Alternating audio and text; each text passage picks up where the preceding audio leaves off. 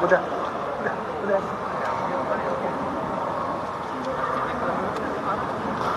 Baik, Assalamualaikum warahmatullahi wabarakatuh. Selamat siang, salam sejahtera untuk kita semua. Hari ini Profesor Anwar Usman akan menyampaikan respon terhadap putusan MK dan sebagaimana arahan Prof. Anwar, respon-respon ini akan disampaikan dan mohon maaf sekali tidak ada tanya jawab. Saya kira itu, terima kasih.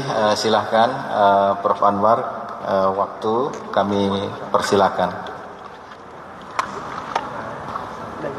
Terima kasih Pak Sekjen. Bismillahirrahmanirrahim. Assalamualaikum warahmatullahi wabarakatuh. Selamat siang, salam sejahtera untuk kita semua. Rekan-rekan media dan seluruh rakyat Indonesia yang saya hormati,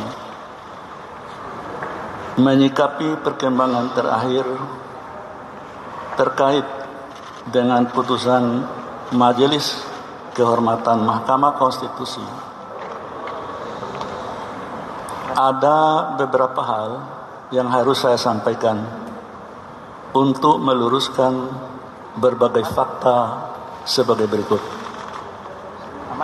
1. Sesungguhnya saya mengetahui dan telah mendapatkan kabar bahwa upaya untuk melakukan politisasi dan menjadikan saya sebagai objek di dalam berbagai putusan Mahkamah Konstitusi dan putusan Mahkamah Konstitusi terakhir maupun tentang rencana pembentukan Majelis Kehormatan MK telah saya dengar sebelum Mahkamah Konstitusi MK terbentuk. Jadi saya ulangi, telah saya dengar jauh sebelum Majelis Kehormatan MK terbentuk. 2. Namun, meski saya sudah mendengar ada skenario yang berupaya untuk membunuh karakter saya, tetapi saya tetap berbaik sangka, berhusnudzon, karena memang sudah seharusnya begitulah cara dan karakter seorang Muslim berpikir. 3. Saya berkeyakinan tidak ada selembar daun pun yang jatuh di muka bumi ini tanpa kehendaknya, dan sebaik-baik skenario manusia tentu jauh lebih baik skenario Allah Subhanahu wa Ta'ala, Tuhan yang Maha Kuasa. 4.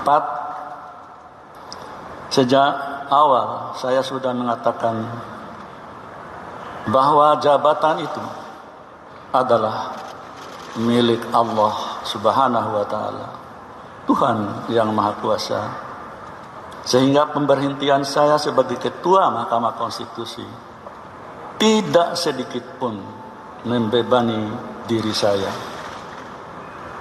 Saya yakin dan percaya bahwa di balik semua ini, insya Allah ada hikmah besar yang akan menjadi karunia bagi saya dan keluarga besar saya, sahabat dan handai taulan, dan khusus bagi Mahkamah Konstitusi nusa dan bangsa.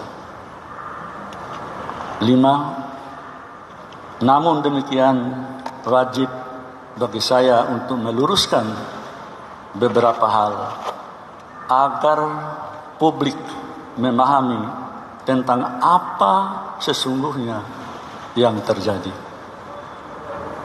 6. Yang pertama, meski saya mengetahui tentang rencana dan adanya skenario terhadap diri saya melalui pembentukan Majelis Kehormatan Mahkamah Konstitusi, saya tetap memenuhi kewajiban saya sebagai Ketua MK untuk membentuk Majelis Kehormatan Mahkamah Konstitusi sebagai bentuk tanggung jawab amanah jabatan yang diembankan kepada saya selaku Ketua Mahkamah Konstitusi. 7.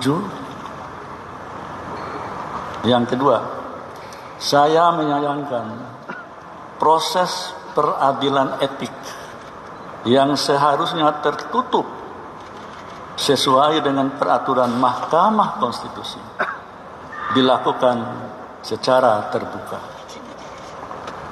Hal itu secara normatif tentu menyalahi aturan dan tidak sejalan dengan tujuan dibentuknya Majelis Kehormatan yang ditujukan untuk menjaga keluhuran dan martabat hakim konstitusi, baik secara individual maupun secara institusional. Kedelapan, begitu pula halnya tentang putusan Majelis Kehormatan Mahkamah Konstitusi. Meski dengan dalih melakukan terobosan hukum dengan tujuan mengembalikan citra Mahkamah Konstitusi di mata publik, hal tersebut tetap merupakan pelanggaran norma terhadap ketentuan yang berlaku. Namun, sebagai Ketua Mahkamah Konstitusi saat itu, saya tetap tidak berupaya untuk mencegah atau intervensi terhadap proses atau jalannya persidangan Majelis Kehormatan Etik yang tengah berlangsung. 9. Yang merupakan ketiga, penting untuk diketahui dan dipahami oleh seluruh masyarakat Indonesia bahwa saya adalah hakim konstitusi yang berasal dari Mahkamah Agung yang telah meniti karir sejak tahun 1985. Artinya, sudah hampir 40 tahun saya menjalani profesi hakim, baik sebagai hakim karir di bawah Mahkamah Agung maupun hakim di Mahkamah Konstitusi sejak tahun 2011. Dan telah saya jalani tanpa melakukan perbuatan yang tercela. Saya tidak pernah berurusan dengan komisi yudisial atau badan pengawas Mahkamah Agung. Juga tidak pernah melanggar etik sebagai hakim konstitusi sejak diberi amanah pada tahun 2011. Ke-10 yang merupakan bagian keempat. Saya menyadari dengan sepenuh hati ketika menangani perkara pengujian undang-undang pemilu, khususnya terkait dengan batas usia capres dan cawapres, perkara tersebut sangat kuat nuansa politiknya.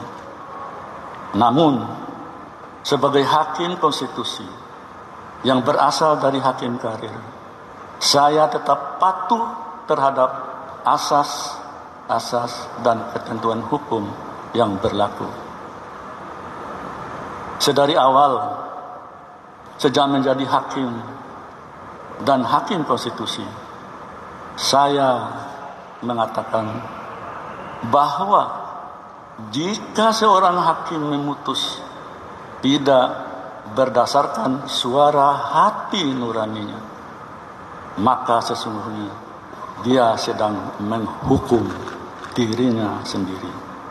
Dan pengadilan tertinggi sesungguhnya adalah pengadilan hati nurani.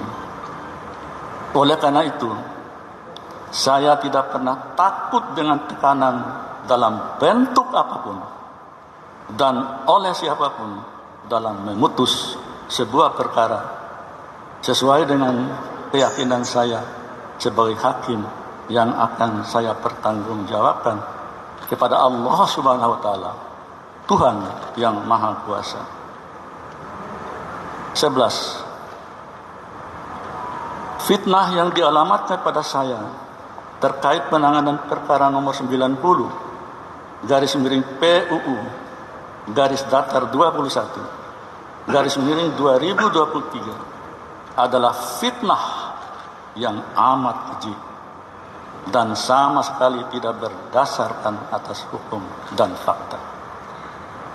Saya tidak akan mengorbankan diri saya, martabat saya, dan kehormatan saya di ujung masa pengabdian saya sebagai hakim demi meloloskan pasangan calon tertentu. Lagi pula, perkara pengujian undang-undang hanya menyangkut norma, bukan kasus konkret. Dan pengambilan putusannya pun bersifat kolektif kolegial oleh 9 orang hakim konstitusi, bukan oleh seorang ketua semata.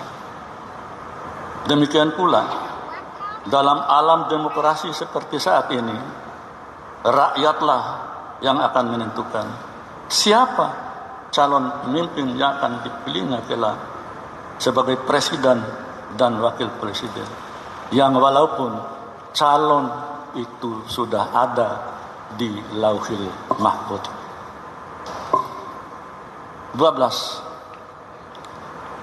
Dalam penanganan perkara nomor 90 garis miring PUU garis miring 21 garis miring 2023 sebagai hakim karir, saya tetap mematuhi asas dan norma yang berlaku di dalam memutus perkara dimaksud. Terkait dengan isu konflik kepentingan, ini tolong dicatat, conflict of interest, supaya tidak terjadi salah persepsi rekan-rekan wartawan maupun seluruh rakyat Indonesia. Saya ulangi,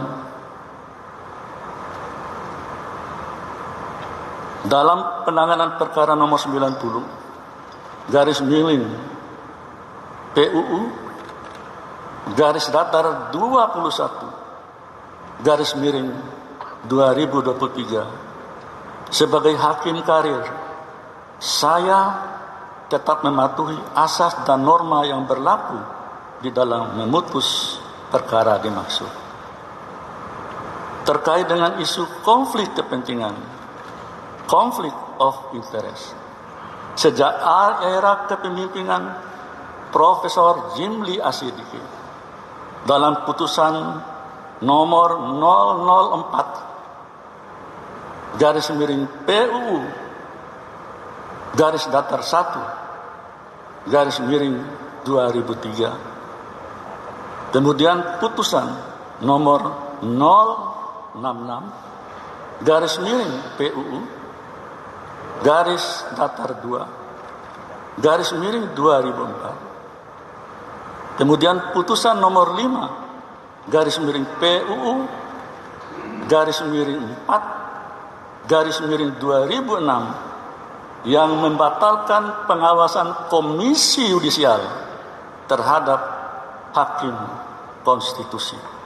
Jadi sejak zaman Prof. Jimli, mulai tahun 2003 sudah ada pengertian dan penjelasan mengenai conflict of interest. Saya sambung.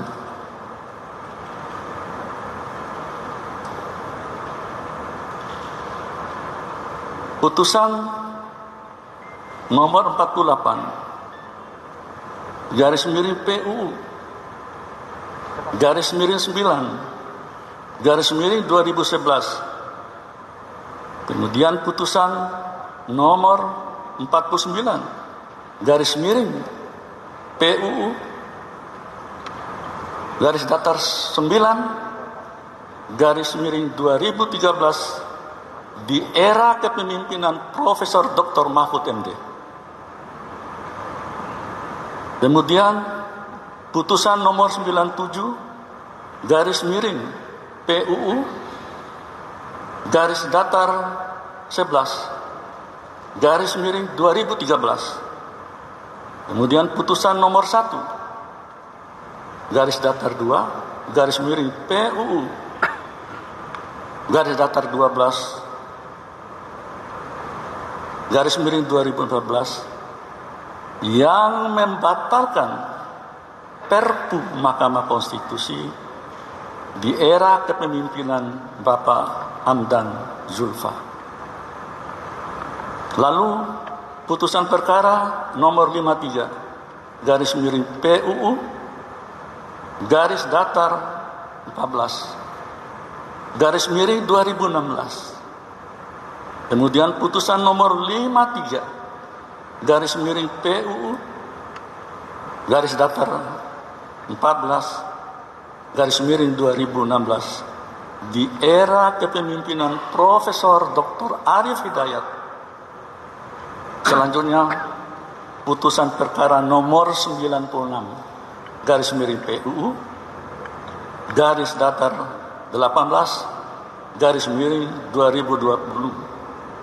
Dalam putusan tersebut, maksudnya putusan 96 tahun 2020 itu, terhadap pengujian pasal 87A karena norma tersebut menyangkut jabatan ketua dan wakil ketua, dan ketika itu saya adalah ketua MK dan wakilnya adalah Profesor Dr. Aswanto. Meskipun menyangkut diri saya tidak mempertahankan jabatan saya. Namun saya tetap melakukan dissenting opinion, termasuk kepentingan langsung Profesor Dr. Saldi Isra dalam pasal 87B terkait dengan usia yang belum memenuhi syarat. Jadi adik-adik, rekan-rekan wartawan bisa melihat rangkaian cerita makna konflik kepentingan. Ternyata mulai dari tahun 2003 di era kepemimpinan Pak Jimli Asyidik sudah ada. Dan itu ada beberapa putusan. Baik, saya sambung. 13. Dengan berbagai jurisprudensi di atas yang pada intinya menjelaskan bahwa perkara pengujian undang-undang di Mahkamah Konstitusi adalah penanganan perkara yang bersifat umum, bukan penanganan perkara yang bersifat pribadi atau individual yang bersifat private. Maka berdasarkan jurisprudensi di atas dan norma hukum yang berlaku, pertanyaannya adalah, apakah sebagai hakim konstitusi dan ketua Mahkamah Konstitusi saya harus mengingkari putusan-putusan terdahulu? Saya ulangi biar jelas. Apakah sebagai hakim konstitusi dan ketua Mahkamah Konstitusi saya harus mengingkari putusan-putusan terdahulu karena disebabkan adanya tekanan publik atau pihak tertentu atas kepentingan tertentu pula? Atau saya harus mundur dari penanganan perkara 96 garis miring PUU garis miring 18 garis miring 2020 demi menyelamatkan diri sendiri? Sebagaimana saya jelaskan di atas, jika hal itu saya lakukan, maka sama halnya saya menghukum diri saya sendiri, karena tidak sesuai dengan keyakinan saya sebagai hakim dalam memutus perkara. Bahkan secara logis sangat mudah bagi saya untuk sekedar menyelamatkan diri sendiri dengan tidak ikut memutus perkara tersebut, karena jika niat saya dan para hakim konstitusi untuk memutus perkara tersebut ditujukan untuk meloloskan pasangan calon tertentu, toh juga bukan kami yang nantinya punya hak untuk mengusung calon presiden dan calon wakil presiden, dan yang akan menentukan siapa calon pasangan terpilih kelak tentu rakyatlah yang menentukan hak pilihnya melalui pemilihan umum.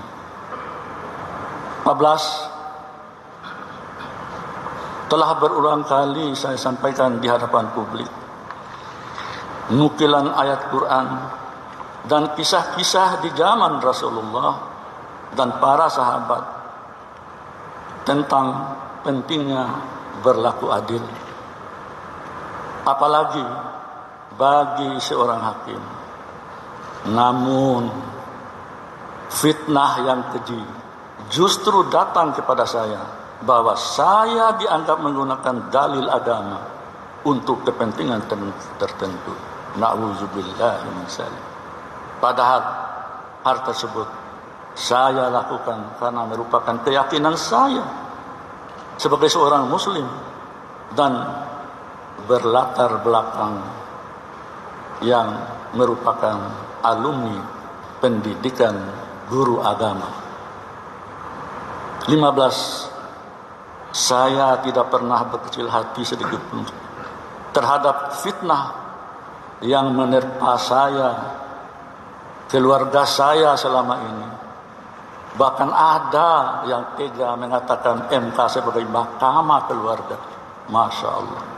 Mudah-mudahan diampuni oleh Allah Subhanahu wa Ta'ala. Namun fitnah keji yang menerpa saya bahwa saya memutus perkara tertentu berdasarkan kepentingan pribadi dan keluarga. Hal itulah yang harus diluruskan. Seorang negarawan harus berani mengambil keputusan demi generasi yang akan datang. Jadi sebuah keputusan Mahkamah Konstitusi bukan berlaku untuk hari ini, tapi berlaku untuk generasi yang akan datang. Berbeda hanya dengan politisi, ya mohon maaf, yang mengambil keputusan berdasarkan kepentingan pemilu yang sudah menjelang putusan Mahkamah Konstitusi. Sekali lagi, tidak berlaku untuk saat ini saja, tetapi berlaku untuk seterusnya. 16. Saat ini harkat, derajat, martabat saya sebagai hakim karir selama hampir 40 tahun dilumatkan oleh sebuah fitnah yang amat keji dan kejam. Tetapi saya tidak pernah berkecil hati dan pantang mundur dalam menegakkan hukum dan keadilan di negara tercinta. Saya tetap yakin bahwa sebaik-baik skenario manusia siapapun untuk membunuh karakter saya, karir saya, harkat dan derajat, serta martabat saya dan keluarga besar saya, tentu tidak akan lebih baik dan indah dibandingkan skenario atau rencana Allah Subhanahu wa Ta'ala, Tuhan yang Maha Kuasa. 17. Saya hanya berpasrah diri kepada Allah Subhanahu wa Ta'ala atas fitnah dan fitnah yang keji dan kejam yang menimpa diri dan keluarga saya, serta diiringi selalu doa dan ikhtiar terbaik bagi kepentingan bangsa dan negara. Semoga yang selalu memfitnah, yang membuat isu, yang menyudutkan diri saya dan keluarga saya, atau yang mendolimi saya, diampuni oleh Allah Subhanahu wa Ta'ala, Tuhan yang Maha Kuasa. Mungkin itu adik-adik sekalian yang bisa sampaikan, dan lembaran atau catatan ini bisa nanti minta ke Pak Sekjen. Akhirnya Saya mengucapkan terima kasih kepada adik-adik yang setia menemani kami dari sejak Mahkamah Konstitusi, terutama Majelis Kehormatan MK melakukan persidangan dan hingga hari ini. Demikian, terima kasih sekali lagi dan mohon maaf. Billahi taufiq wal hidayah. Wassalamualaikum warahmatullahi wabarakatuh. Ya.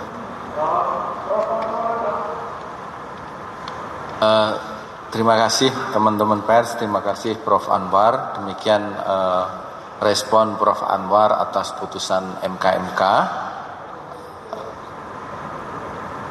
dan melihat perkembangan terakhir. Saya kira itu teman-teman pers, kami boleh menyampaikan yang lain.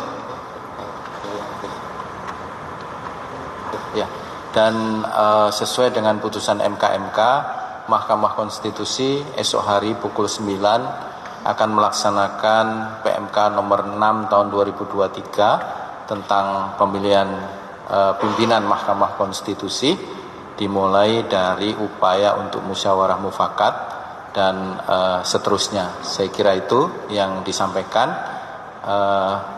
Akhirul kalam, wassalamualaikum warahmatullahi wabarakatuh.